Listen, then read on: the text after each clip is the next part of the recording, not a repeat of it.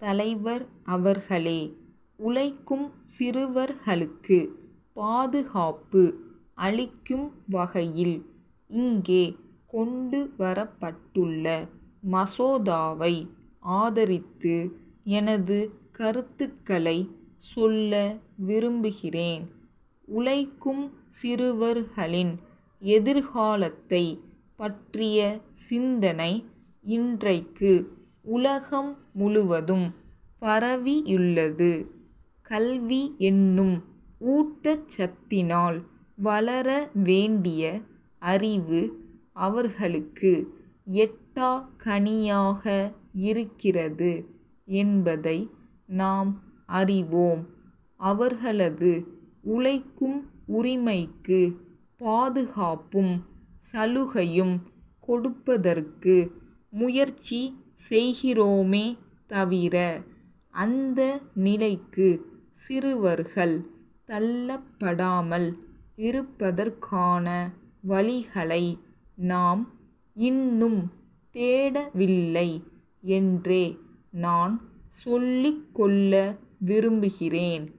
நமது நாட்டில் மட்டும் இந்த நிலை இருப்பதாக நான் சொல்ல மாட்டேன். பொருளாதார வளர்ச்சி பெற்ற நாடுகளிலும் இதே கதிதான் உள்ளது. இந்த பிரச்சினைக்கு மூல காரணமாக வறுமையை சொல்கிறார்கள்.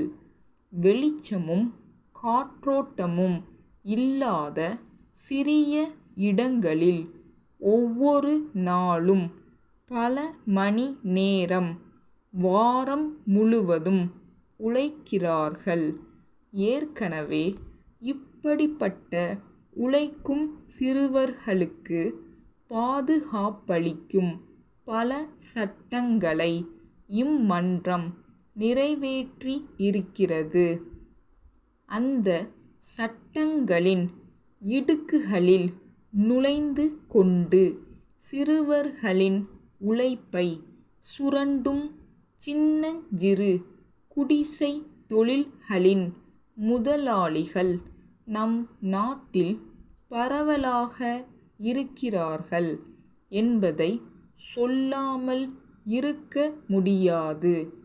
அதை கண்டு முதலில் அப்படிப்பட்டவர்களிடமிருந்து இவர்களை மீட்பதற்கு அரசாங்கம் உடனடியாக நடவடிக்கை எடுக்க வேண்டுமென்று கேட்டுக்கொள்கிறேன். வீட்டில் வேலைக்காரர்களாகவும் சமூக விரோத கும்பல்களின் பிடியில் சிக்கி வீதிகளில் பிச்சை எடுக்கிறவர்களாகவும் எண்ணற்ற சிறார்கள் வாழ்கிறார்கள். அவர்களை மீட்டு சமுதாயத்தின் சுயமரியாதையுள்ள பிரஜைகளாக மாற்றுவதற்கு வழி காண்பது அரசின் கடமை என்பதை சுட்டிக்காட்ட விரும்புகிறேன். உழைக்கும் சிறுவர்கள் தங்கள் உரிமைகளை உணரும் வகையிலும் தன்னம்பிக்கை பெறும் முறையிலும் அவர்களுக்கும் அவர்களது பெற்றோர்களுக்கும் கல்வி அறிவு புகட்டப்பட வேண்டும். பத்திரிகை, வானொலி, தொலைக்காட்சி போன்ற தகவல் சாதனங்கள் மூலம் விழிப்புணர்ச்சி ஊட்ட வேண்டும்.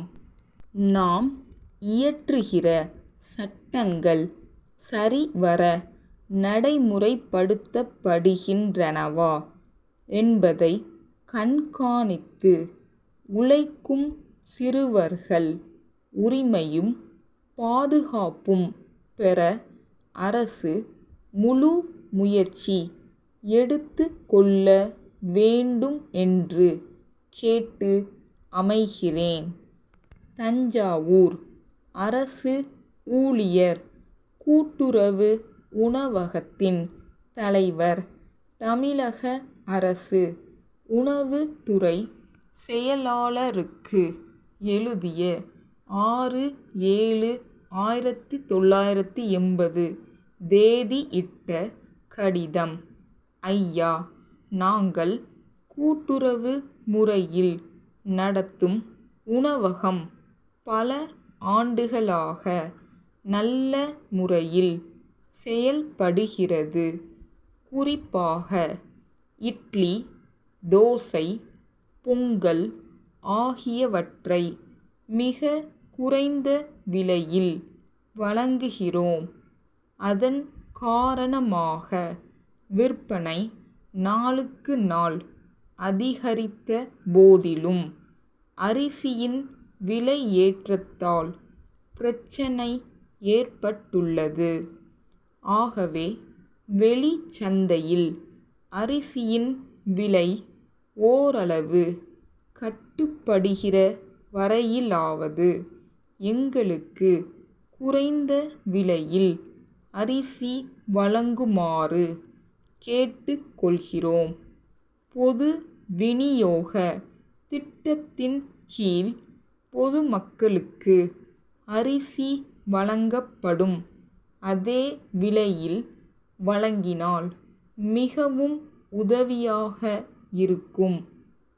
இது குறித்து மற்ற நிர்வாகிகளும் நானும் தங்களை நேரில் சந்தித்து விவரங்களை எடுத்துச் சொல்ல ஒரு நாளும் நேரமும் ஒதுக்கினால் நலமாக இருக்கும்.